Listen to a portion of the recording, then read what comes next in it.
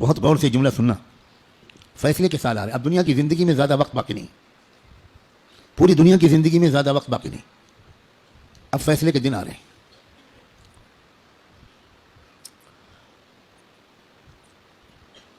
پہلے جیسا اب زمانہ نہیں ہے. ایک ایک دن جو گزر رہا ہے یہ فیصلے کے دن سے ہمیں قریب کر رہا ہے.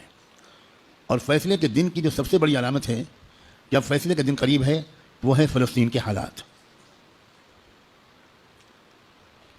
کیونکہ اب بہت بڑے بڑے واقعات ہوں گے. دجال کی آمد بھی بہت دور نہیں ہے, اور حضرت عیسیٰ کی آمد بھی بہت دور نہیں ہے, اور امام مہدی کی آمد بھی بہت دور نہیں. اب مسئلہ یہ ہے کہ اگر اب بھی ہم گناہوں کی زندگی میں لگے تو ہمیں اللہ دجال کے ساتھ کھڑا کر دے گا, توبہ کی توفیق بھی ہم سے چھین لے گا. حضرت امام مہدی کے دشمنوں کے لشکر میں ہم کھڑے ہوں گے. اب یہ دیکھو, یہ وہ وقت ہے, کچھ پتہ نہیں کس وقت اگلا قدم ہو جائے. جو نشانیاں اللہ کے رسول نے بتائی تھیں آخری فیصلہ کن دور کی بڑی تیزی کے ساتھ آ رہی ہیں. اس میں ایک نشانی یہ تھی کہ بہت بھیانک جنگ ہوگی یہودیوں کے درمیان اور اصلی ایمان والوں کے درمیان. اس لیے جو کچھ اس وقت غزہ اور فلسطین میں ہو رہا ہے اس سے ہر ایمان والے کا ایمان ہزاروں گنا ہر منٹ میں بڑھنا چاہیے, اس لیے کہ وہی ہو رہا ہے جو اللہ کے رسول بتا کر گئے تھے. جس وقت وہ آپ بتا رہے تھے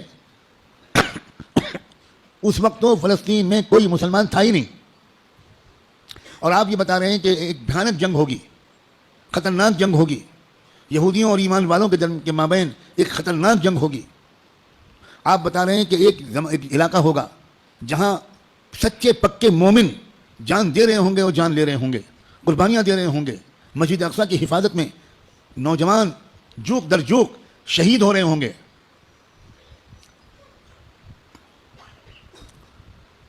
اور اللہ وہاں کے مجاہدوں سے سب سے زیادہ خوش ہوگا.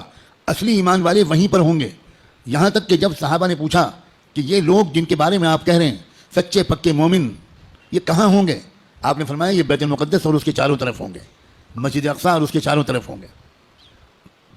بالکل ٹھیک وہی جو کچھ آپ نے فرمایا تھا اس وقت وہاں ہو رہا ہے. ہم لوگ اسی زمانے میں ہیں, آپ اس سے خوش ہوں یا آپ اس سے ناراض ہوں. ہم کو اللہ نے وہی زمانہ عطا فرمایا جس میں ہم اپنی آنکھوں سے اللہ کے رسول کی بات کو سچا پکا ہوتا ہوا دیکھ رہے ہیں. تو اس وقت وہاں جو ہو رہا ہے اس سے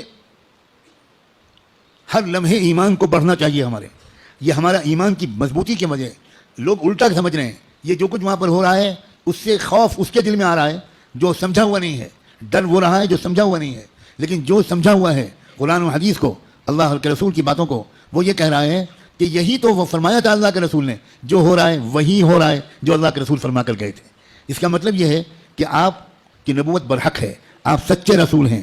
آپ نے اس وقت یہ فرمایا تھا جب اس کے کوئی آثار نہیں تھے. اب آپ نے جو آئندہ کے بارے میں فرمایا تھا کہ جو ہوگا, جب وہ ہو رہا ہے اور پچھلے 6 مہینے سے ہو رہا ہے بلکہ پچھلے 75 سال سے ہو رہا ہے, جو اللہ کے رسول بتا کر گئے تھے, تو اس کے بعد میں جو ہوگا اس مقابلے کا آخری انجام, اس کے بارے میں اللہ کے رسول نے جو کچھ فرمایا وہ بھی یقیناً ہو کر رہے گا.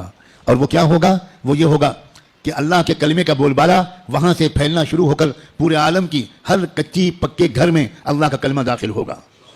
پوری زمین پر انصاف کا نظام قائم ہوگا, اللہ کا حکم چلے گا, باطل ٹوٹے گا, حق کا غلبہ ہوگا. ایمان والوں کو اللہ تعالیٰ عزت, حکومت, اقتدار, طاقت, غلبہ دیں گے, ان کی قربانیوں کے انعام کے طور پر ضرور دیں گے. اور پھر دجال کا قتل ہوگا, دجال سے چھٹکارا ملے گا. پوری دنیا میں لا يبقى بیت مدر ولا وبر الا وتدخل فيه کلمۃ الاسلام بعز عزیز او بذل ذلیل. اللہ کے رسول کی حدیث کے الفاظ ہیں کہ کوئی کچا پکا گھر یا کوئی خیمہ ایسا نہیں بچے گا جس میں اللہ کا کلمہ داخل نہ ہو جائے, طاقت کے بل پر یا قبول کر کے داخل ہو کر رہے گا.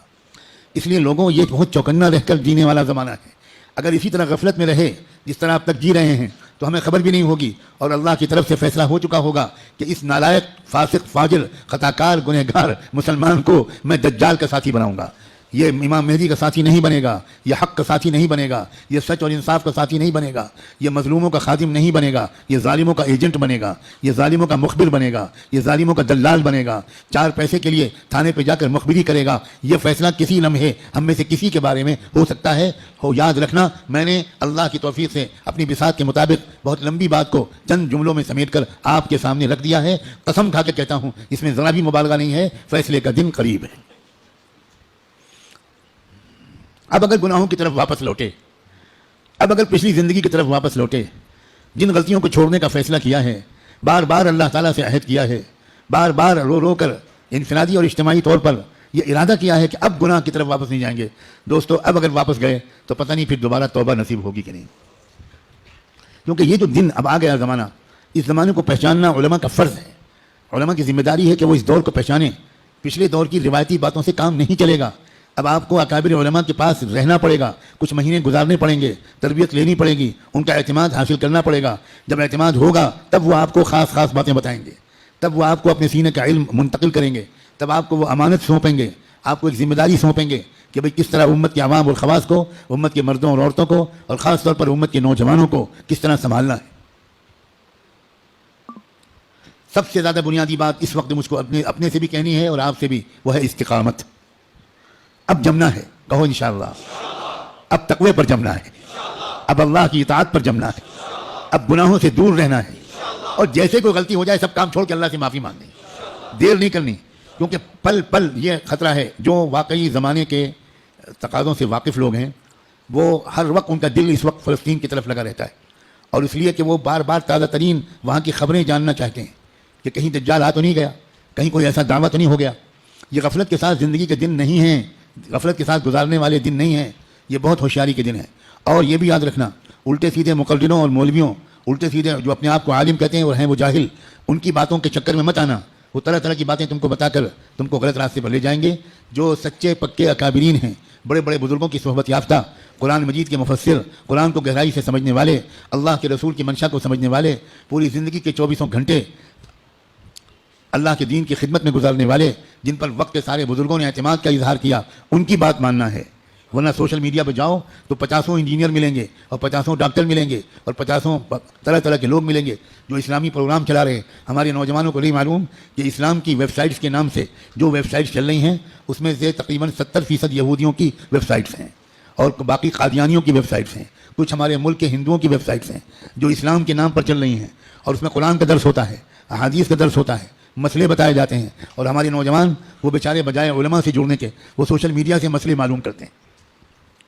ابھی مجھ سے چند دن پہلے یہیں کسی نوجوان نے پوچھا کہ ہمیں بعض مسئلے معلوم کرنے پڑتے ہیں تو ہم سوشل میڈیا پر جاتے ہیں، وہاں پریشان یہ ہوتے ہیں کہ الگ الگ سائٹ سے الگ الگ جواب ملتے ہیں۔ میں نے ان سے پوچھا کہ جب آپ بیمار پڑتے ہو تو سوشل میڈیا پر جا کر علاج کراتے ہو؟ آپ کو کینسر ہو جائے تو آپ فوراً سوشل میڈیا کی سائٹ کھولو کہ ٹریٹمنٹ آف کینسر، اور علاج شروع کرو، تو اتنا ضرور فائدہ ہوگا اس علاج سے کہ اگر وہ علاج نہ کراتے تو 1-2 سال گھر والوں کو تیمارداری کرنی پڑتی۔ سوشل میڈیا کے علاج سے انشاءاللہ بہت جلدی گھر والوں کی پریشانی دور ہو جائے گی۔ جب آپ کو کوئی مقدمہ لڑنا ہو، کوئی عدالت کا مسئلہ قانون کا ہو، تو آپ کس کے پاس جاتے ہو؟ کسی انجینئر کے پاس، کسی انجینئرنگ کی سائٹ کے پاس جاتے ہو کہ بھئی ہم کو فلاں قانون معلوم کرنا ہے تو انجینئر صاحب بتا دیجئے۔ تو انجینئر صاحب اگر آپ کے خالہ زاد بھائی ہیں تو وہ آپ کو مسئلہ بتانے کے بجائے یا مشورہ دینے کے بجائے اپنے چپراسی سے کہیں گے ان کو بائک پہ بٹھاؤ اور دماغ کے ڈاکٹر کے پاس لے جاؤ، اور دیر نہ کرو، جلدی کرو، جلدی۔ بھائی جب کوئی مسئلہ معلوم کرنا ہے تو سوشل میڈیا پہ مت جاؤ، کسی محقق عالم کے پاس جاؤ، ان سے بات پوچھو۔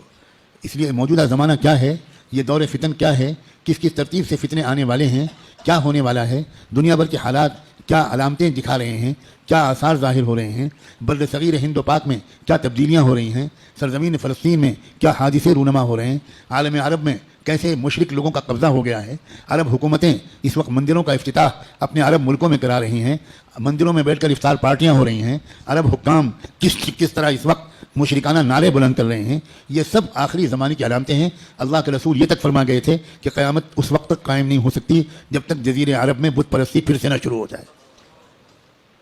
اب دنیا حیران ہے کہ ابو ظبی میں مندر کیسے بن گیا، اور اس سارے عرب حکومتوں حکام کو کیا ہو رہا ہے۔